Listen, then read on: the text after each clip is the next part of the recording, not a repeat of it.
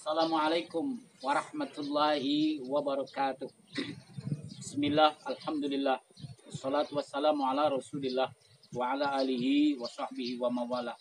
Amma ba'da wa ba'da tahiyat. Para pemirsa yang saya hormati,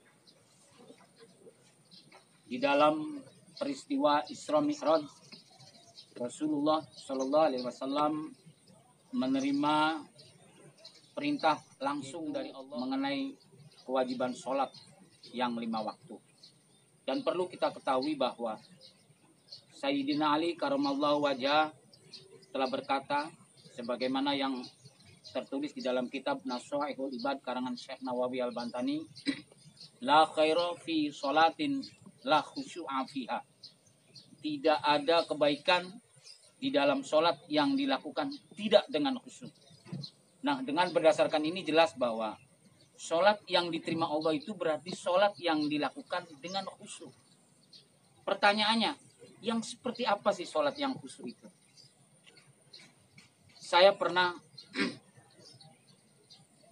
ada teman Ustadz bercerita, Ustadz, seumur hidup saya baru sekali-kalinya merasakan sholat itu khusyuk sekali. Ceritanya begini, kata teman saya itu rumahnya di daerah Haurgolis, kebetulan dekat rel kereta. Pas saya sholat asar, Allahu Akbar, kereta lewat. Itu nggak kedengeran sama sekali, Ustaz. Saya bilang, Mas, maaf itu mah bukan khusyuk. Apa tuh, Ustaz? Budeg. Masa sholat khusyuk ada kereta lewat di depannya nggak kedengeran? Itu mah bukan khusyuk. Budeg. Berarti sholat yang khusyuk itu sholat yang sudah nggak inget apa-apa ya Ustaz. Wah, itu lebih parah lagi. Kalau orang sholat udah nggak inget apa-apa, berarti wong edan. Ya wong edan kok dikelingan dengan apa-apa. Berarti sholat yang khusyuk itu yang bagaimana Ustaz? Nah, ya sampai saat ini juga saya bingung. Karena pengalaman saya dulu nih, habis buka puasa, habis ngeteh, mau ngerokok, rokok ada gara-gara nggak ada korek. Kesel saya tuh. Akhirnya apa? Karena udah keburu waktu maghrib, saya sholat. Allahu Akbar. Baru takbir, bukannya baca doa iftitah, malah ingat sama korek. Ya Allah, korek ada di atas lemari. Itu. Dan lebih parahnya lagi, setelah buka puasa, ini koreknya yang nggak ada, rokoknya yang nggak ada. Akhirnya apa? Ustadz nafsu sama istri. Biasanya istri sudah nyiapin rokok, ini rokoknya nggak ada. Akhirnya karena keburu maghrib saya sholat. Allahu Akbar. Dan ternyata dikirain saya, begitu saya sholat istri saya nyari rokok. Nggak taunya dia ngikut ke belakang. Akhirnya apa? Ustadz itu sholat udah pikirannya udah setengah nafsu, setengah kesel, setengah aduh gregetan. Akhirnya biasa saya sholat dengan bacaan yang syahdu kayak di Arab. Allahu Akbar. Bismillahirrahmanirrahim. Alhamdulillahirabbil alamin. Ini mah karena lagi nafsu sama istri, akhirnya bacaannya itu dengan nada-nada yang nafsu. Allahu Akbar. Bismillahirrahmanirrahim. Alhamdulillahirabbil alamin. Arrahmanirrahim. Maliki yaumiddin. Itu sampai walaupun kata istri saya dijawab, amin. Ya Allah Rabbi. Dan ternyata bacaan imam itu sadar atau tidak, itu diikutin oleh makmum. Seperti sholat raweh. Kalau makmumnya balap, wah makmumnya malah sekarat kadal. Kadang-kadang kita baru ruku, makmum sudah sujud. Begitu juga dalam bacaan imam. Imam ternyata bacaannya mempengaruhi makmum. Kalau bacaan imamnya enak, kayak di Mekah tuh, Alhamdulillahirabbil alamin sampai ihdinas siratal mustaqim. Suratal ladzina an'amta 'alaihim ghairil maghdubi 'alaihim waladdallin. Amin. Tabu. Kalau Bismillahirrahmanirrahim. Alhamdulillahirabbil alamin. Amin. Kan begitu jawabannya. Jadi bacaan imam ini benar-benar terpengaruh atau apa? Mempengaruhi makmum. Jadi kalau kita pengen sholat khusyuk, salah satunya tentu bacaannya harus enak, ya, harus fasih, harus tartil, itu tuh. Dan hatinya harus hadir. Bahkan terkadang walaupun kita bacaannya benar, Tapi kalau nadanya nggak karuan, apalagi cepet-cepet kadang-kadang, ya itulah ya merusak kekhusyuan. Lebih parahnya lagi teman Ustadz, waktu di Tegalrejo ingat aja, lagi sholat, pas sholat raweh itu pas baca kuliah, dia bingung itu. Begitu Bismillahirrahmanirrahim. Qul ya ayyuhal kafiruna la a'budu ma ta'buduna wa la antum ma'budun ma'bud wa la ana a'budu ma ta'budun wa la antum ma'budun ma'bud wa la antum wa la a'budu wa la. Akhirnya apa? Makmumnya mungkin kesel nih, nggak ruku-ruku, akhirnya diingetin sama makmumnya. Wairul maghdub alaihim waladdallin. Balik lagi. Nah, jadi kita kembali. Sholat yang khusyuk itu seperti apa sih? Nah, di sini Rasulullah SAW pernah bersabda, "Sholu kama ra'aitumuni usolli." Sholatlah kamu sebagaimana kamu melihat aku sholat. Jadi kalau sholat yang khusyuk, sholatnya harus mengikuti, harus meniru, harus mencontoh apa yang pernah dilakukan oleh Rasulullah. Nah, pertanyaannya seperti apa sholatnya Rasulullah itu? Nah, Rasulullah itu kalau sholat bener-bener khusyuk. Jelasnya khusyuk, bener-bener eling, inget sama Gusti Allah. Kalau orang sudah benar-benar ingatnya sama Allah, insya Allah hidupnya akan terarah, akan menjadi hati-hati, segala aktivitasnya akan terkontrol dengan baik. Contohnya Rasulullah. Pernah lihat nggak? Pernah dengar nggak Rasulullah itu korupsi, nyolong ayam, ya, permusuhan, ngegosip. Kenapa? Karena Rasulullah orang yang senantiasa selalu khusyuk di dalam sholatnya. Kalau orang sudah benar-benar khusyuk di dalam sholatnya, insya Allah hidupnya akan menjadi hati-hati. Karena dia akan selalu ingat sama Allah. Karena apa? Karena sesungguhnya sholat itu adalah inna sholata tanha anil fahsya wal munkar. Sesungguhnya sholat itu bisa mencegah dari segala perbuatan yang keji dan yang mungkar. Makanya yang namanya sholat itu, setiap sholat yang jadi itu belum tentu diterima Allah. Tapi setiap sholat yang diterima Allah sudah pasti jadi. Sebab apa? Sebab Allah tidak menerima sholat yang tidak jadi. Contoh ini sih. Misalkan seorang istri menghidangkan makanan kepada suaminya, ini sudah pasti hidangan yang sudah jadi, sudah matang. Nah, tapi apakah sudah pasti dimakan oleh suami? Belum tentu. Ya ini sih misal nyuguhin makan sama suami, ya masakannya sih enak, tapi kalau cara penyajiannya kurang sopan, apalagi suaminya lagi tidak kerja, ya ngasih makan sama suami sebari pidato, letak-cetuk, ngomong yang nggak enak, sebari kentut lagi. Akhirnya apa? Masakan yang sudah tersedia yang begitu enak, saya yakin tidak akan dimakan oleh suaminya. Karena apa? Dia tidak suka dengan tingkah laku istrinya itu. Nah begitu juga dengan sholat. Sholatnya masih jadi. Sholatnya masih selalu berjamaah. Bacaannya pas. Ruku sujudnya tumakninah. Tapi sholat mah terus maksiat jalan. Alias STMJ. Sholat terus maksiat jalan. Jadi kalau kita benar-benar pengen diterima sholat kita oleh Allah, syaratnya harus dilakukan dengan cara yang khusyuk. Caranya khusyuk yaitu dengan kita senantiasa selalu fokus, selalu eling kepada Allah Subhanahu wa ta'ala. Makanya di dalam sholat itu ada salah satu bacaan yang wajib dibaca di dalam sholat, yaitu suratul Fatihah, yang salah satu ayatnya berbunyi ihdinas siratal mustaqim.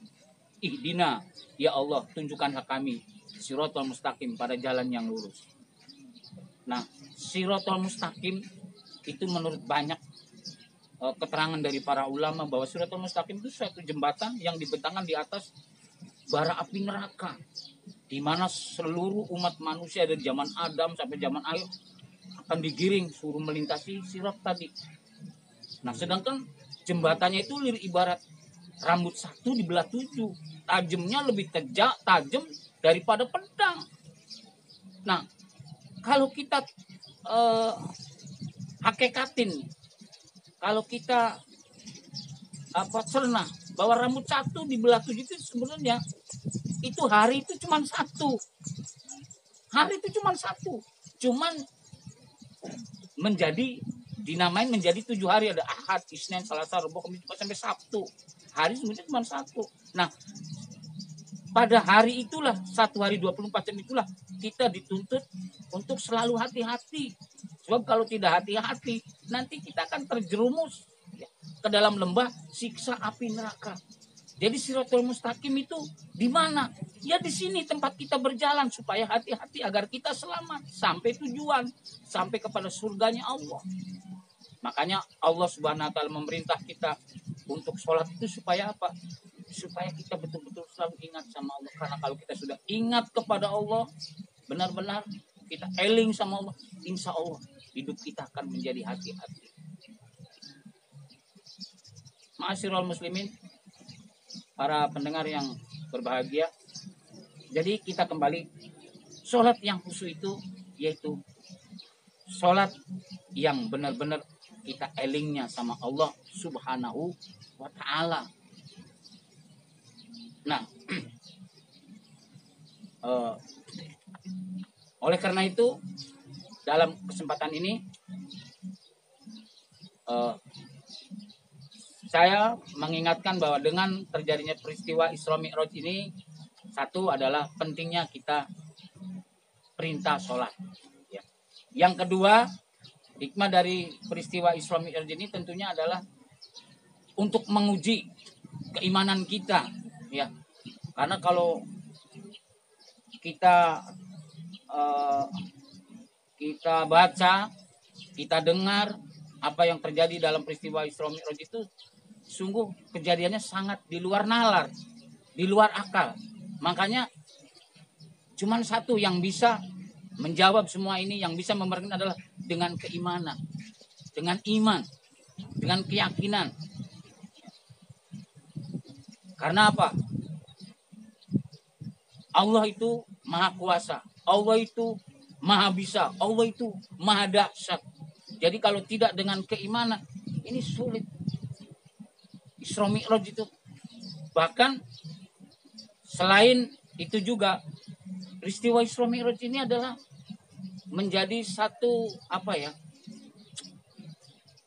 motivasi bagi para cendekiawan, bagi para ilmuwan, bagi para teknokrat ya. Lihat di zaman sekarang ini ya, dengan peristiwa Isra Mi'raj itu ada sampai orang yang bisa ke bulan itu, yang astronot itu. Itu kan terinspirasi oleh terjadinya peristiwa Isra Mi'raj, di mana Rasulullah SAW dengan buruknya dia bisa nembus 7 lapis langit, bahkan Sidratul Muntaha sampai Mustawa. Bahkan di sana terjadi obrolan ya antara Allah dengan Rasulnya. Nah, ini menginspirasi bagi umat manusia untuk ke bulan. Dan alhamdulillah sekarang sudah tercipta teknologi yang sangat canggih. Bahkan pesawat terbang itu ya dengan hitungan detik bisa mencapai tujuan. Nah, jadi peristiwa Isra Mi'raj ini banyak hal yang dapat kita ambil hikmahnya. Di antaranya adalah pentingnya sholat. Kemudian menguji keimanan. Hanya dengan iman kita bisa meyakini akan kebenarannya peristiwa Isra Mi'raj. Dan yang perlu kita ketahui bahwa Allah itu adalah sifatnya itu wujud. Allah itu ada. Di mana adanya Allah? Ini. Di mana adanya Allah? Dan Allah itu seperti apa? Itu ada semua di dalam sifat wajib itu. Contoh wujud, Allah itu wujud.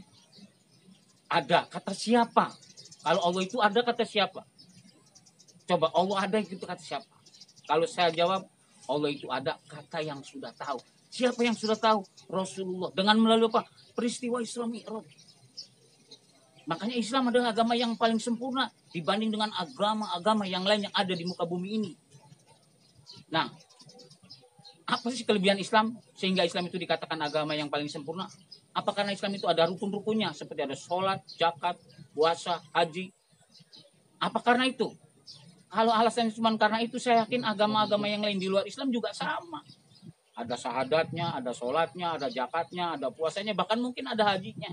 Cuma hanya beda bahasa, beda cara saja.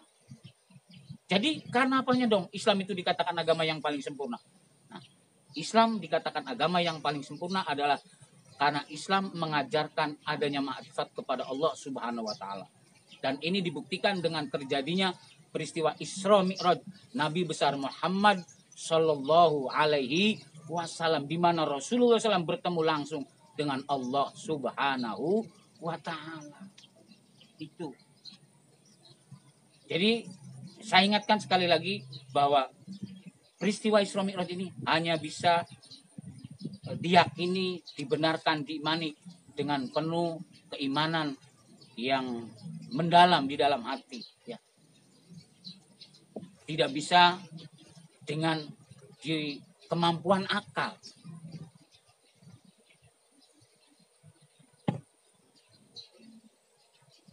Para pemirsa yang saya hormati, kita kembali dalam peristiwa Isra Mi'raj. Rasulullah Shallallahu Alaihi Wasallam ini betul-betul dia bisa bertemu dengan Allah, dan oleh-olehnya hasil dari pertemuan tadi adalah sholat yang 5 waktu. Makanya pesan saya kepada para santri khususnya ini, ayolah kita belajar sholat. Jadi yang namanya sholat itu jangan asal sholat, harus dengan khusyuk. Karena sholat khusyuk itu harus bacaannya benar, praktek cara ruku sujudnya harus benar, harus tumanina, bacanya harus tartil. Kalau sudah tua baru belajar sholat, nih repot nantinya nih, ya. Sebab pernah ada dulu itu, ada seorang ustadz kedatangan ibu-ibu yang sudah tua renta. Ustadz, saya mau tobat nih, pengen sholat.